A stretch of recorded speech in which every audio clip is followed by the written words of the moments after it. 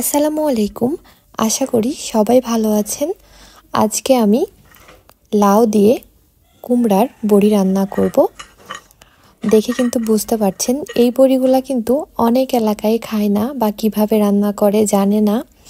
তো আমাদের এলাকায় এই বড়িগুলা মোটামুটি সবাই বানায় আর সবাই খেতেও অনেক পছন্দ করে। আমার কাছেও অনেক ভালো লাগে। আমার আম্মু প্রতি বছর শীতের সময় কিন্তু এই বড়িটা দেয়। দেখতেই পাচ্ছেন প্রথমে কিন্তু আমি বড়িগুলো খুব ভালোভাবে ভেজে নিব। যারা রান্না করতে পারেন না আমার এই রেসিপি দেখে কিন্তু খুব ভালোভাবে এই বড়িটা রান্না করে নিতে পারেন। প্রথমে কিন্তু আমি একটা কড়াই নিয়েছি, একদমই তেল দিইনি। প্রথম অবস্থায় 2 থেকে 3 মিনিট তেল ছাড়া ভেজে নিতে হবে। অনেকেই একদম ডুবো তেলে বড়িটা ভেজে নেয়, ওই বড়ির টেস্টটা কিন্তু এতটা ভালো আসবে না। দেখতেই পাচ্ছেন এখন কিন্তু আমি তেল দিয়ে দিয়েছি। এখন অল্প অল্প করে তেল দিব আর বড়িগুলা ভেজে নেব। একবারে বেশি তেল দেওয়া যাবে না।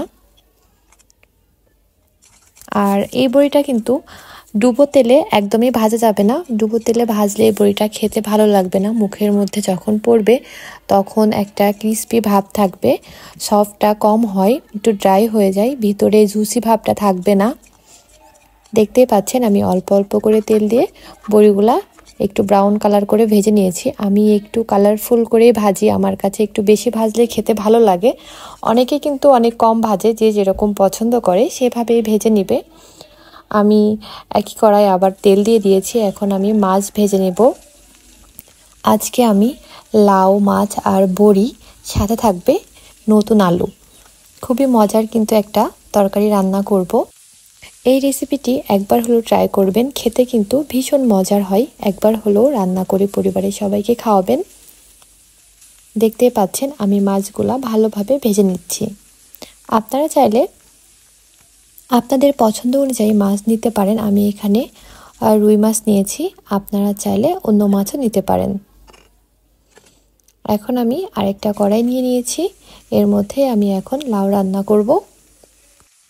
প্রথমে তেল দিয়েছি আর তার মধ্যেই কিন্তু লাউ দিয়ে দিয়েছি।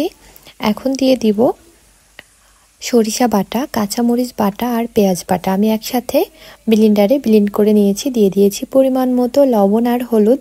আপনারা চাইলে আদা রসুন দিতে পারেন, আমার কাছে আদা রসুনটা এত ভালো লাগে না মাছ তরকারিতে, এই জন্য আমি দিইনি।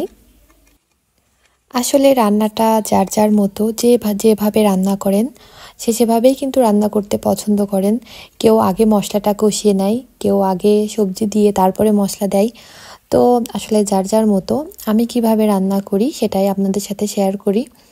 আমি এখন লাউর মধ্যে কিন্তু পানি দিয়ে দিয়েছি লাউটা একটু সিদ্ধ করে নেওয়ার জন্য। লাউ সিদ্ধ হতে খুব একটা সময় লাগে না। আমি পানির পরিমাণটা খুব একটা বেশি দিইনি, 1.5 কাপের মতো পানি দিয়েছিলাম। এখন একটু নেড়ে দিব, মাঝে মাঝে নেড়ে দিতে হবে, না হলে কিন্তু নিচে থেকে লেগে যাবে। লাউয়ের সাথে কিন্তু নতুন আলু, বড়ি, মাছ খুবই ভালো লাগে। এভাবে কে কে রান্না করেন কমেন্ট করে জানাবেন। দেখতেই পাচ্ছেন আমি কিন্তু মাঝে মাঝেই ঢাকনা উঠিয়ে নেড়ে দিচ্ছি, কারণ না হলে নিচে লেগে যাবে। আর লাউটা অলরেডি সিদ্ধ হয়ে গেছে। এখন আমি 2 থেকে 3 মিনিটের মতো ভালোভাবে কষিয়ে নিব। ভালোভাবে নেড়ে কষিয়ে নিয়েছি। এখন আমি এর মধ্যে বড়ি দিয়ে দিব। যদি আপনার বড়ি পারফেক্ট হয় তাহলে সব বড়ি কিন্তু এই কষানোর সময় এভাবে দিলেই কিন্তু পারফেক্টভাবে সিদ্ধ হয়ে যাবে। অনেকের বড়ি কিন্তু পারফেক্ট হয় না, অনেক সময় শক্ত হয়ে যায়, অনেক সময় বেশি নরম হয়ে যায়। তো সেই ক্ষেত্রে বুঝে আপনারা তরকারিতে দিবেন। আমি বড়িটা দেওয়ার পর 2 থেকে 3 মিনিটের মতো ভালোভাবে কষিয়ে নিয়ে পানি দিয়ে দিয়েছি। ঝোলের পানিটা আপনাদের পছন্দ অনুযায়ী দিয়ে নেবেন, যে যতটুকু ঝোল রাখতে চান। যেহেতু লাউ তরকারি আর সাথে বড়ি আলু আছে, বড়িতে কিন্তু ঝোলটা একটু টেনে নেয়, আলুতেও সেম, এই জন্য একটু ঝোলটা বেশি রাখবেন।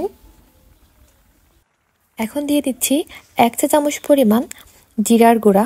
আমি জিরার গুঁড়াটা কিন্তু একটু পরেই দিই, যারা আমার রান্না দেখে তারা জানে। এখন দিয়ে দিচ্ছি মাছটা আমি একদম লাস্টের দিকে দিই, কারণ মাছটা যেহেতু ভালোভাবে ভেজে নিয়েছি, মাছ সিদ্ধ হতে খুব একটা সময় লাগে না। আর মাছটা যদি বেশি জাল করা হয় সেই ক্ষেত্রে মাছের টেস্টটা নষ্ট হয়ে যায়। মাছ দেওয়ার পর আমি 7 থেকে 8 মিনিটের মতো জাল করে নিব। দেখতেই পাচ্ছেন লো হিটে আমি রান্না করে নিচ্ছি। হয়ে গেছে, এখন আমি চুলাটা অফ করে নামিয়ে নিব। আশা করি আজকের রেসিপি আপনাদের কাছে ভালো লেগেছে। আমি একটা বড়ি দেখিয়ে দিচ্ছি কেমন জুসি আর সফট হয়েছে। দেখতেই পাচ্ছেন কতটা সফট হয়েছে আর ভিতরটা অনেক জুসি হয়েছে। আলহামদুলিল্লাহ, অনেক মজার হয়েছিল। আপনারাও ট্রাই করবেন আর কেমন হয়েছে কমেন্ট করে জানাবেন। সবাই ভালো থাকবেন, সুস্থ থাকবেন। নতুন রেসিপি নিয়ে দেখা হবে। আল্লাহ হাফেজ।